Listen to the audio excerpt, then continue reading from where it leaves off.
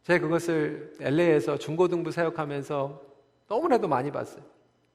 지금도 우리 EM은 9시 반에 여기에서 예배를 드립니다. 컴플레인 하는 친구들이 많죠. It's too early. 9시 반에. 그러니까 LA에서도 이제 예배를 드리면 이제 예배가 한 10시 정도에 이제 예배를 드리니까 애들이 막 컴플레인 하는 거예요. 목사님이 It's too early. 먼데이 through부터 프라이데이까지 학교 가고 또 토요일 날 또 SAT 학원 가고 주일날 하루 정도는 좀 늦잠 잘 수 있는데 이 교회 예배가 10시에 하니까 9시에는 일어나야 되니까 너무 얼리하다는 거예요. 그렇게 컴플레인 하는데 제가 언제 그게 가짜라고 하는 것을 깨닫게 되냐면 2002년도 월드컵을 할 때 애들이 새벽 4시에 일어나가지고 축구를 보는 거예요. 알람을 3개, 4개를 켜놓고 혹시 못 일어나가지고 게임을 못 볼까가 그 큰 TV에 때로는 교회까지 와가지고 새벽 4시에 제 시간에 와가지고 어떤 친구들은 30분 일찍 와가지고 티셔츠를 갈아입고 머리에다가 둘러싸고 대한민국 하면서 그걸 보더라고요. 내가 월드컵 보기에는 아깝지 않은데 주일날 예배 드리기에는 아까운 거예요. 우리 골프 좋아하시는 분들 많이 괜찮아요. 제가 골프가 나쁘다는 게 아니에요. 근데 우리 EM에서도 골프 좋아하는 친구들이 있어요. 그래가지고 매년 Father's Day가 되면 와이프들이 그냥 고개를 절레절레 흔드는 게 뭐냐면 Father's Day가 되면 와이프들의 허락을 받아가지고 골프를 치는데 새벽에 모여가지고 3라운드를 칩니다. 아니 3라운드를 치든 5라운드를 치든 전상은 안 해요. 근데 저는 그 3라운드 치고 와가지고 주일날 예배에 좀 예배를 한번 3번 좀 연속으로 드리자고 좀 부탁을 했으면 좋겠어요.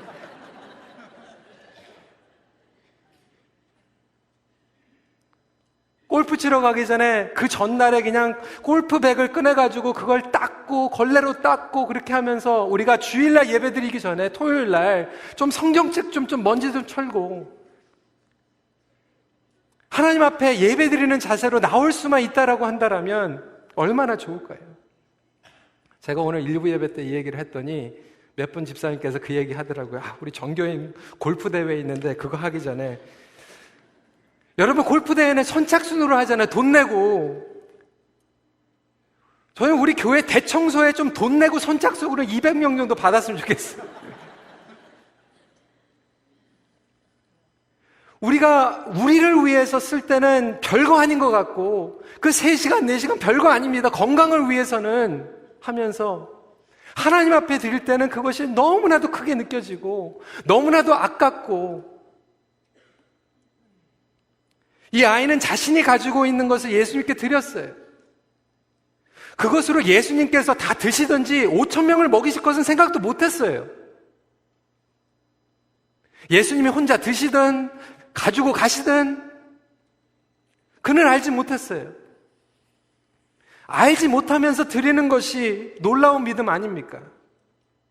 우리는 꼭 정확하게 알아야 돼요. 자세히 알아야 돼요. 그리고 내가 드렸으면 꼭 내가 간섭해야 돼요. 그 이유로 우리는 하나님 앞에 드리지 못해요. 우리는 변화를 원해요. 공동체의 단합을 원해요. 그렇지만 내가 혼자니까 부족하다고 생각하고 연약하다고 생각해서 나 혼자 드리는 것은 불가능하다고 생각해요. 하지만 오늘 오병이어의 사건은 한 소년의 작은 순종으로 놀라운 역사가 일어나게 됩니다. 이 소년이 크레딧을 받은 게 아니에요. 내가 이름을 드러내고 내가 크레딧을 받는 것이 중요한 것이 아니라 온전하게 예수 그리스도께 드리는가. 우리는 이러한 순수한 믿음을 잃어버렸어요. 이제는 교회 안에서 하나님 앞에 드릴 때도 이렇게 순수한 믿음으로 드리는 게 아니라 이해관계가 섞여져 있어요. 지난주에도 말씀을 드린 것 같이 우리는 예수님의 그 기적과 동역을 하는 게 아니라 동업을 하고 있어요. 오늘 이 내용에 이야기하고 있지 않지만 그 군중들의 믿음이에요. 동업하는 거예요. 떡을 먹으니까, 물고기를 먹으니까 이 예수님을 왕으로 삼으려고 했던 그러한 믿음. 근데 예수님께서 말씀하신 그의 피와 그의 살이라고 얘기했을 때는 오늘 성경에는 나와 있지는 않지만 나중에는 그 군중들의 믿음은 어떠한 믿음이죠? 66절에 보니까 집으로 돌아가는 믿음. 자기들이 원할 때는 예수님을 왕으로 따르고 자기들이 원하는 것을 들어주지 않을 때는 집으로 돌아가는 믿음. 혹시 저와 여러분들이 그런 이해관계에 설켜가지고 신앙생활하고 있지는 않습니까? 저와 여러분들이 이러한 순수한 믿음으로 돌아가기를 간절히 소원합니다. 두 번째로, 풍성한 삶을 위해 우리를 배불리 채워주십니다. 무리들을 배불리 먹이기 원하시는 예수님의 마음, 본문을 통하여서 이해하기 시작합니다. 여러분, 예수님께서는요, 우리의 영적인 것만 채워주시는 분이 아니라 육적인 것도 채워주시길 원하시는 분이십니다. 여러분, 영과 육을 구별하지 마세요. 그건 이단이 가리키는 가르침이에요. 우리 교회에서도 이런 예수님의 마음을 가지고 섬기시는 분들이 있잖아요. 몇 주 전에 그 선교 한마당 몇 주 동안 고생하고 나서 하루 종일 일하고 하루 종일 청소를 했는데도 불구하고 그 다음날 우리 친교위원회는 또 그 다음날 먹일 국밥 준비하느라고 늦게까지 계시더라고요. 그게 예수님의 마음 아니겠습니까? 성도들이 왔을 때 영의 양식만 먹는 것이 아니라 육의 양식도 먹이고 싶은 마음이 예수님의 마음이에요.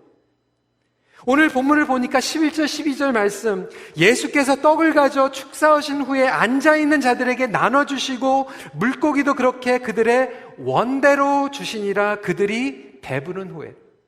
저는 이 대목이 너무나도 은혜 받아요.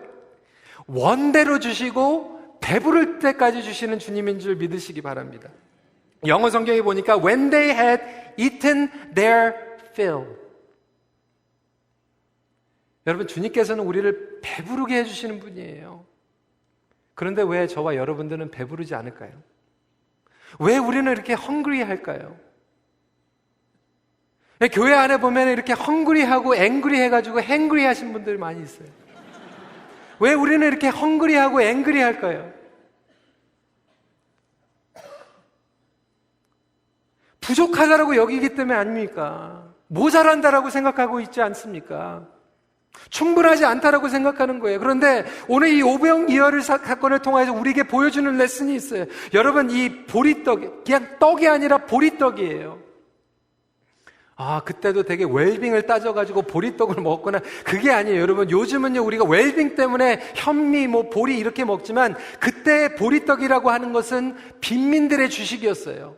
그래서 이 보리떡만큼은 여러 자료들을 보니까 사람들만 먹는 게 아니라 나귀들에게도 함께 먹는 떡이 보리떡이었어요. 그러니까 마지 못해서 먹는 떡이 보리떡이에요. 보잘것없고 천한 음식이었어요. 여러분, 물고기도 마찬가지입니다.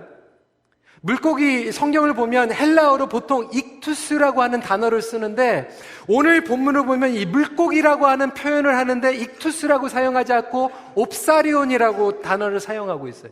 그럼 이 옵사리온이라고 하는 뜻은 무엇인가? 당시에 이 어부가 고기를 낚으면 아주 큰 것은 시장에다가 내다가 팝니다. 그리고 보통 사이즈는 자기들이 집에 가져가가지고 먹어요. 그러면 아주 조그마고 이것도 아니고 저것도 아닌 것은 그냥 버려요. 그 버렸던 것을 주변에 살고 있었던 가난한 사람들이 주워가지고 소금에 절여가지고 먹는 게 옵사리온이에요. 그러니까 큰 것도 아니고 중간 것도 아니고 그냥 아무도 보잘것없이 버려버리는 물고기 두 마리를 가지고 예수님께서 축복하셨다라고 하는 거예요. 예수님께서는 보리떡 5개와 옵사리온 2개를 가지고도 우리를 배부르게 하실 수 있는 분인 줄 믿으시기 바랍니다. 그런데 왜 우리는 그렇게 갈급합니까? 왜 이렇게 배고픕니까?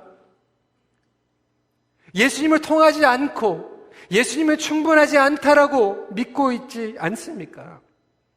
세상적으로 끊임없이 비교하고 내가 가지고 있는 것을 초라하게 여기고 있는 거예요. 내가 가지지 못한 것을 집착하고 다른 사람들이 가지고 있는 것을 탐내고 있고 후회하고 있고 지나치게 자신과 그 상황에 매달려 있는 모습. 왜 나는 보리떡밖에 없는 거야? 왜 나는 옵사리온밖에 없는 거야? 자기의 실수와 상황을 지나치게 분석하고 붙잡고 후회하고 앞으로 나아가지 못하는 그 상황 가운데에서 예수 그리스도의 풍성한 삶이 우리에게 주어지지 못하고 있다라고 하는 거예요. 그것을 예수님께만 가지고 나오면, 오늘 예수님께서 이 감사를 하셨을 때, 이 감사라고 하는 것은 성찬의 의미를 가지고 있어요. 유카리스트라고 하는 의미를 가지고 있어요. 예수님께 감사만 하면 아무리 보잘것없는 것도 축복해 주시고 우리가 배부를 수 있는데 우리는 감사하지 못해요. 여러분, 우리가 그것을 간증을 통해서 듣지 않았습니까? 우리 이면수 목사님께서 2년 반 동안 디테인 계시면서 저희들에게 고백하신 게 뭐예요? 편지를 통해서 얘기하신 게 뭐예요? 가장 그리운 게 뭐라고 그랬죠? 성도들과 주일날 예배 드리는 거. 그게 제일 영적으로 고팠다라고 하는 거예요. 여러분, 지금 주일날 여러분들의 성도들과 함께 예배 드리고 있어요. 얼마나 감사한 거예요. 그런데 우리는 이 감사한 것을 감사하게 여기지 못하니까 우리는 배고픈 거예요. 보잘것없는 것 같은 거, 일상생활의 조그만 것, 정말 하찮게 여기는 것들을 주님께만 가지고 나가면 주님께서는 그것을 멀티플라이 시켜서 우리의 가족을 살리고 우리의 공동체를 살리고 우리가 풍성한 삶을 살아갈 수 있는데도 불구하고 우리는 그렇지 못하고 있다라고 하는 거예요. 주님께 가지고 오실 때 우리의 필요를 채우고 남으시는 배부름을 경험할 줄 믿으시길 바랍니다. 우리가 계산하는 것 이상으로 채워주시는 분이에요. 여러분, 우리는 점심 먹으면서 저녁에 뭐 먹을까 생각하는 사람이에요. 그런데 하나님께서는 우리를 곰같이 음식을 저장하고 살아가도록 만드신 게 아니라 오늘 먹으면 또 내일 먹어야 되는 존재로 만드셨어요. 오병이의 사건을 통하여서도 그 군중들이 배부르게 먹었지만 그 다음날 집에 가면 또 먹어야 되는 거예요. 그것을 통하여서 예수님께서 우리에게 주시는 교훈은 매일 동행하며 매일 감사할 줄 아는 삶이 풍성한 삶이라고 하는 거예요. 여러분, 없어서 우리가 배고픈 게 아니에요. 있는데 하찮게 여겨서 배고픈 거예요. 마지막 포인트입니다. 풍성한 삶을 위해 남은 것을 버리지 않고 거두십니다.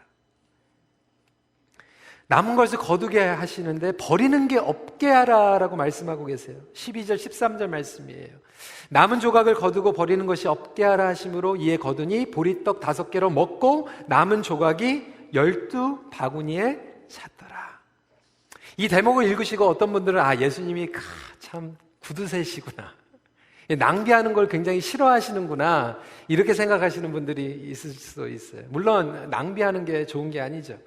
어떤 분들은 요즘 또 environmental 공부를 하시니까 환경 미화 때문에 컴포즈 되는 거를 그냥 땅에다 버리는 게 아니라 딴 데다가 옮겨 가시려고 거두라고 하신 건가, 이렇게 생각하시는 분들이 있어요. 근데 여러분, 주님께서 이렇게 말씀하신 의도가 있죠. 의미가 있죠. 예수 그리스도 안에서 풍성함을 경험하고 이 멀티플라이 됐던 그 떡, 공급하시는 생명의 풍성한 생명을 하나도 잃어버리거나 버리지 않는 예수님의 성품을 우리에게 보여주고 계시는 것입니다. 바로 그것이 저희들에게 주시는 응답이에요. 여러분, 디다케를 보면, 디다케는 뭐냐면 2세기의 교회법 지도서였어요. 그런데 이 디다케에 보면 이것에 대해서 설명을 하고 있습니다. 읽어드릴게요. 이 떡 조각이 산 위에 흩어졌다가 모여 하나가 되었듯이 당신 교회도 땅끝 곳곳에서 당신 나라로 모여들게 하소서. 저와 여러분들이 이 빵 조각이라고 하는 거예요. 예수 그리스도 안에서 번식되고 12광주리는 신앙 공동체를 의미하고 있어요. 12제자가 들고 갔던 그 바구니가 교회와 같이 예수 그리스도께서 저와 여러분들을 축복하여 주시면 우리도 예수님과 같이 그 생명의 떡과 같은 역할을 하면서 이 세상에 선교적인 사명을 가지고 나아가게 된다라고 하는 거죠. 그런데 저와 여러분들이 예수 그리스도 안에서 축복을 받으면 한 조각도 버리지 않고 낭비하지 않고 잃어버리지 않고 그 바구니에 챙겨서 우리를 끝까지 책임져 주신다라는 예수 그리스도의 신실하신 약속이라고 하는 거예요. 여러분, 우리의 실패, 우리의 과거까지도 예수님은 버리지 않으십니다. 축복의 통로로 사용하십니다. 여러분이 아무리 부족한 존재라도 주님은 우리를 거두어 가세요. 하나님의 나라의 확장과 풍성한 열매로 성화시키십니다. 여러분, 이것이 바로 교회인 줄 믿으시기 바랍니다.